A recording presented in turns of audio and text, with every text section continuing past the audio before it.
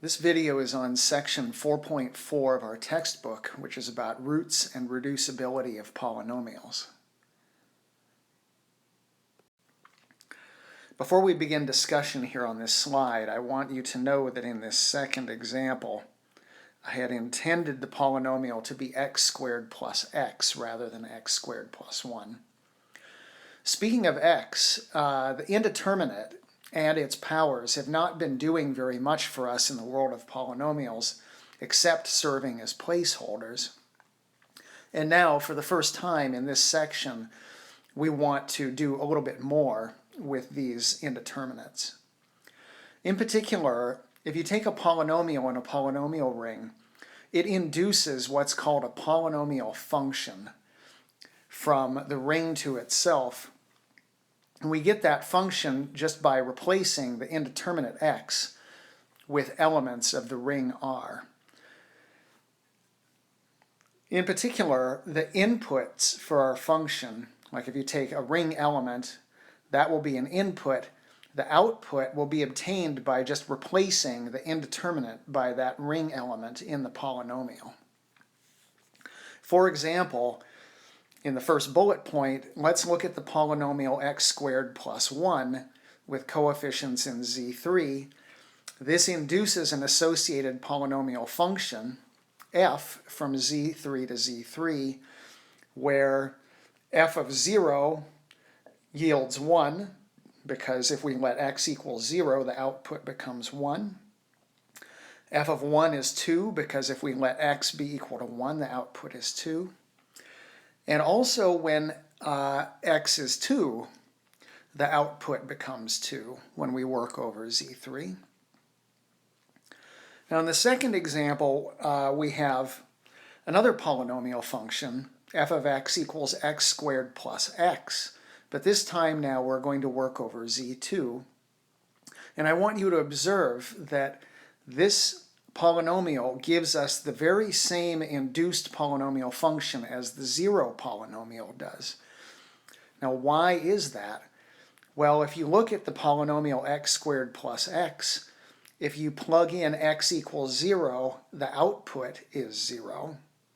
And also if you plug in x equals 1, the output is 0. So the output is 0 no matter which value of x you plug in. And that's true also for the 0 polynomial. So the moral here is that you can have two different polynomials that yield the same induced polynomial function. In fact, over z2, well, there are going to be infinitely many polynomials that will yield the same induced polynomial function. Now that idea might seem strange to you, given your past history with polynomials. And that's probably because we're used to working with fields that are infinite, like the real numbers and the rationals. And we're going to see a little bit later in these slides that in those cases, that is when we work over an infinite field, two different polynomials must give rise to two different polynomial functions. Now in the third bullet point, I'm trying to point out here that we need to pay attention to context a little bit. For instance, if we look at this equation, x squared plus 1 equals 0, if I cast that into the setting of polynomials with coefficients over in z2, that equation doesn't make any sense because the 0 polynomial is not the same as the polynomial x squared plus 1.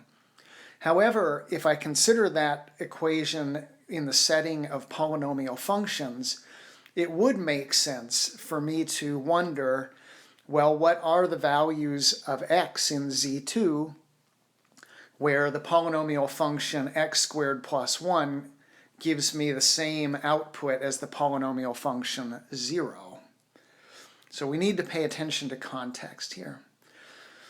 Okay, one of the things that we're going to see in the coming slides is that this interplay between polynomials and induced polynomial functions can help us learn a bit more about polynomial equations and irreducibility. The first result along these lines is theorem 4.15, which is called the remainder theorem. So we start with a field, capital F, and a polynomial in the associated polynomial ring and an element A in our field.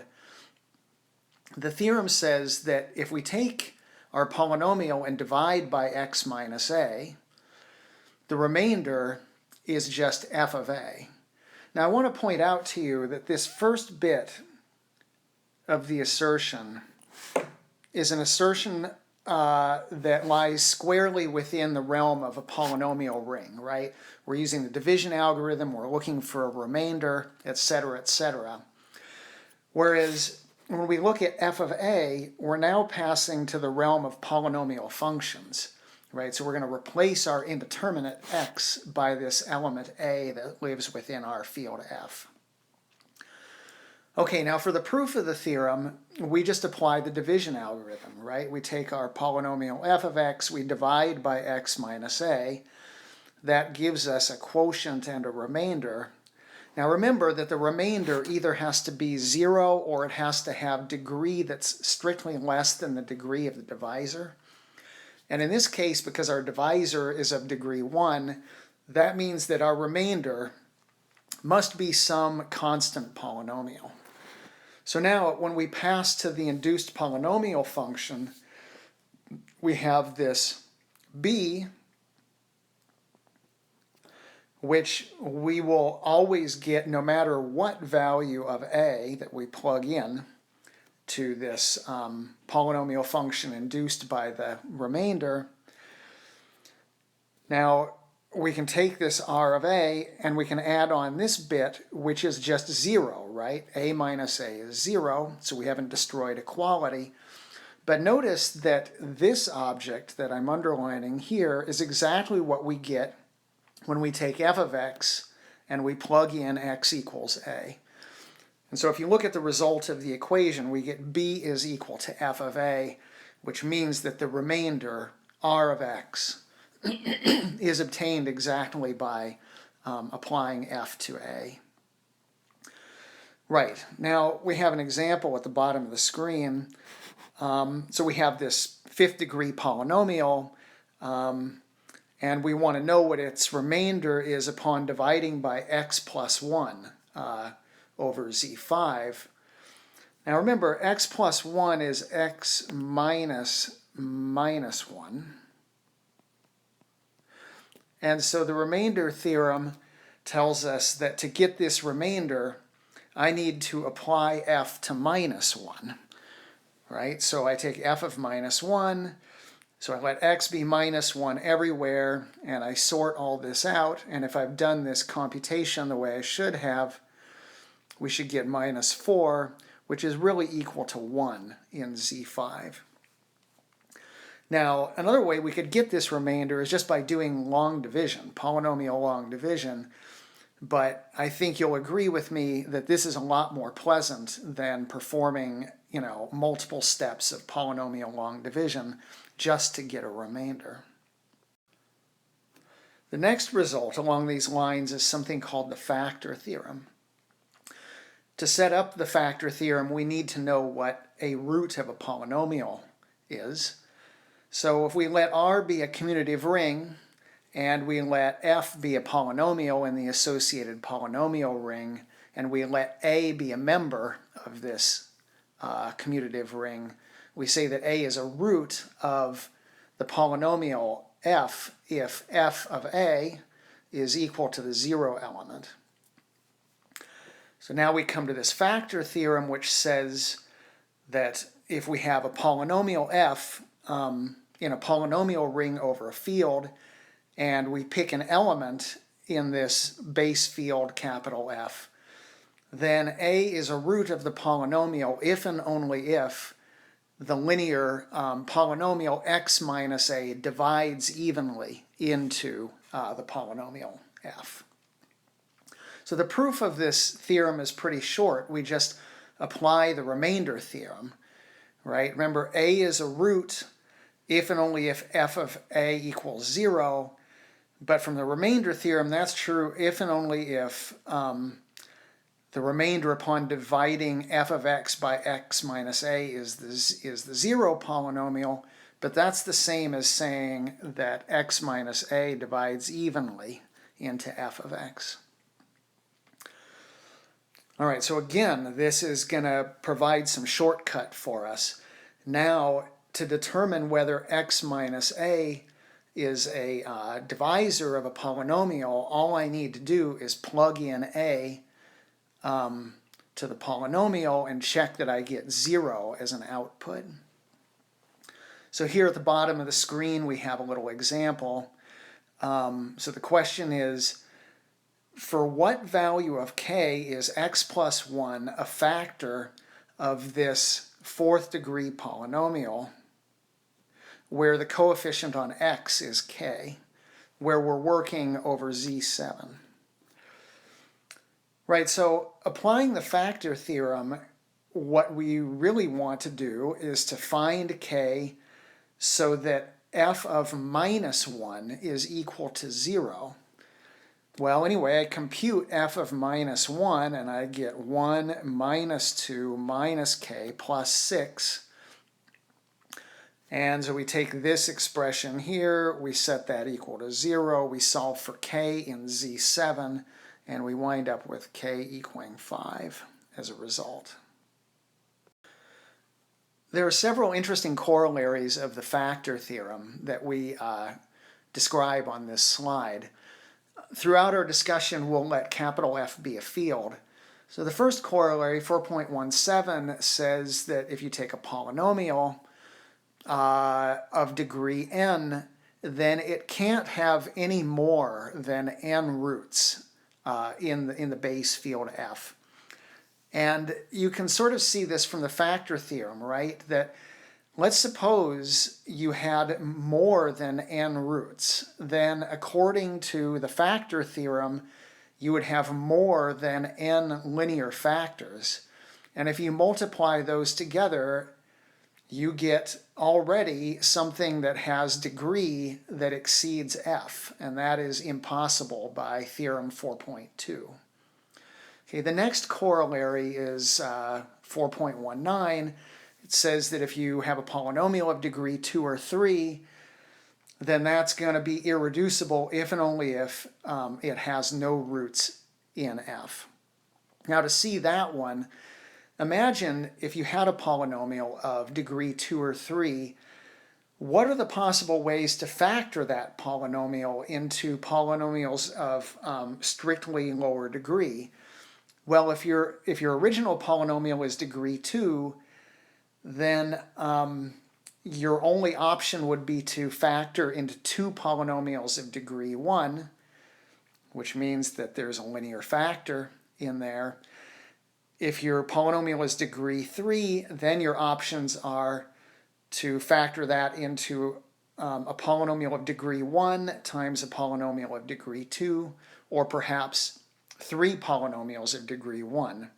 At any rate, there's always a linear factor in there. So if you have a polynomial of degree 2 or 3, and it is reducible, then that means that there's a linear factor, and according to the factor theorem, that means that there must be a root in f. So if you negate all that stuff, what you find is that the polynomials of degree 2 or 3 are irreducible exactly when they have no roots in f. Okay, and now finally we have this corollary 4.20, which I alluded to a bit earlier in the video. If we have an infinite field now, two polynomials induce the same polynomial function if and only if the two polynomials were equal to begin with. And I think you'll agree that this matches with our intuition, sort of given the fact that we all have a lot of experience working over infinite fields. Okay, now the proof of corollary 4.20 is a little bit interesting. I went ahead and wrote it down here. So it's an if and only if proof, which means we have two directions to be concerned with. For the forward direction, let's suppose that we have these two polynomials that induce the same polynomial function. And let's, for a contradiction, suppose that those two polynomials are different polynomials. Then we can form the difference of the two polynomials, h of x, which is again a polynomial. And if the two original polynomials are different, then that means that h of x is non-zero, which means it has to possess some kind of degree. But every element of f is a root of h of x, right? Because if f and a g induce the same polynomial function, then their outputs will be the same no matter which ring or field element we plug in, which means that h of x, which is the difference of those outputs, will be 0 all the time. So every element of f is a root of h of x. And because f is infinite, that means that h of x has more than n roots. But that violates corollary 4.17, and so we're forced to say that f of x and g of x are the same polynomial to begin with. Now the rearward direction is fairly immediate, right? If you have two polynomials that are the same, then clearly they are going to induce the same function from f to f. So we finish these slides with a couple of examples. So the first one is we have this potentially ugly problem where we're asked to factor x to the 11th minus x over z11. And we're told that we're supposed to not do any division of any kind here to do this problem. So to do this, you might remember that there's this this theorem, Fermat's little theorem, which says that if you take any integer to the pth power, that's congruent to itself mod p when p is prime.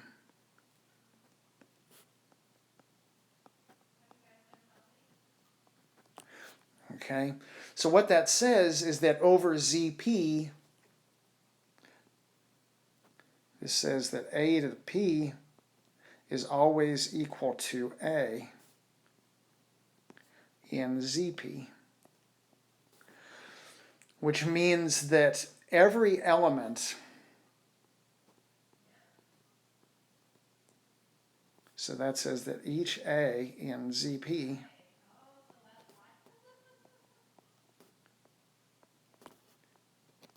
is a root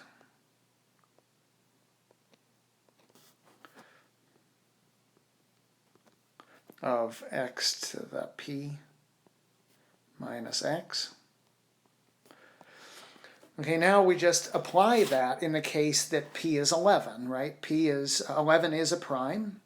And so what we're told is that every single element, 0, 1, 2, 3, up through 10, all of those things are roots of x to the 11th minus x. And if you're doubting this, you could just try plugging in a value and see what happens. So now, if we look at the factor theorem, which I'll call just ft for factor theorem, that says that if all of these numbers in Z11 are roots, then they each correspond to linear factors, right? So it's going to be x times x minus 1 all the way up through x minus 10. And you might wonder, well, do we need to multiply by a constant or something like that? And here, everything works out perfectly because notice that this is a monic polynomial, and this is the thing on the right will also be monic.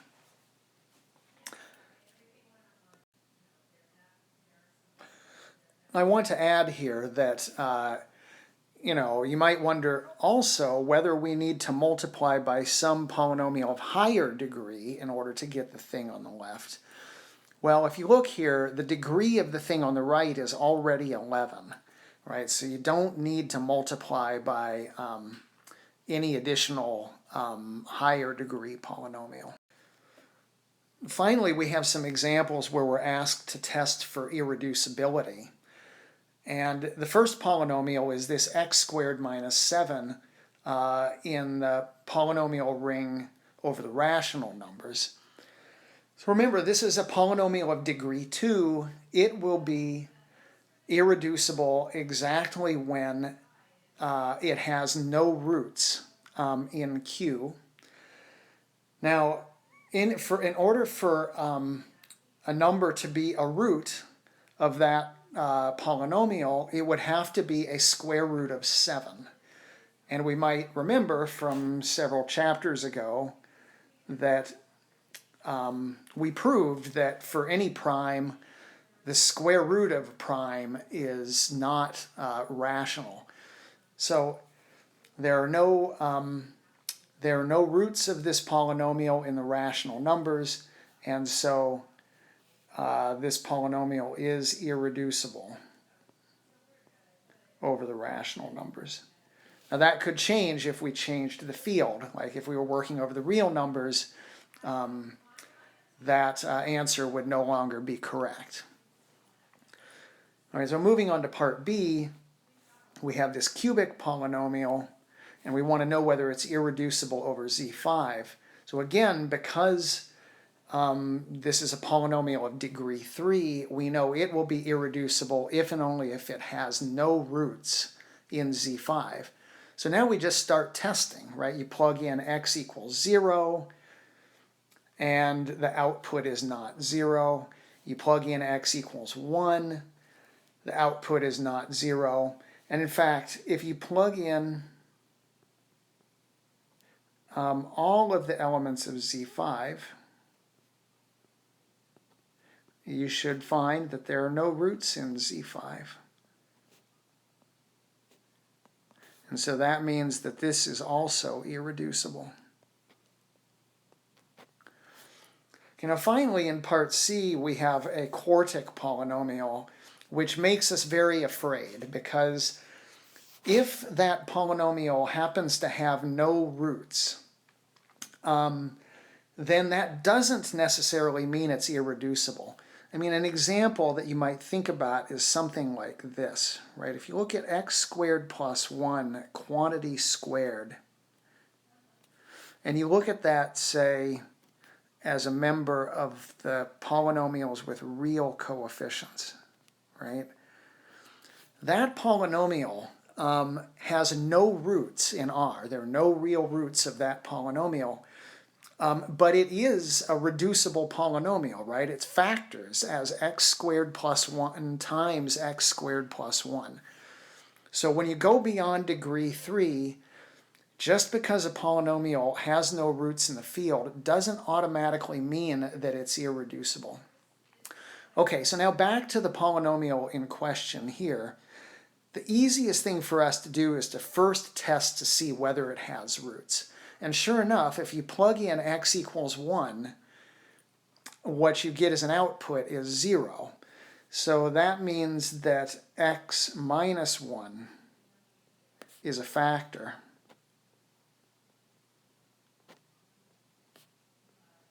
So x minus 1 is a factor, and that means that this polynomial is reducible. In fact, if you wanted to spend some time on it, you could take x minus 1 and divide it in there and see what you get as a quotient, and then see if that quotient polynomial could be factored down any further.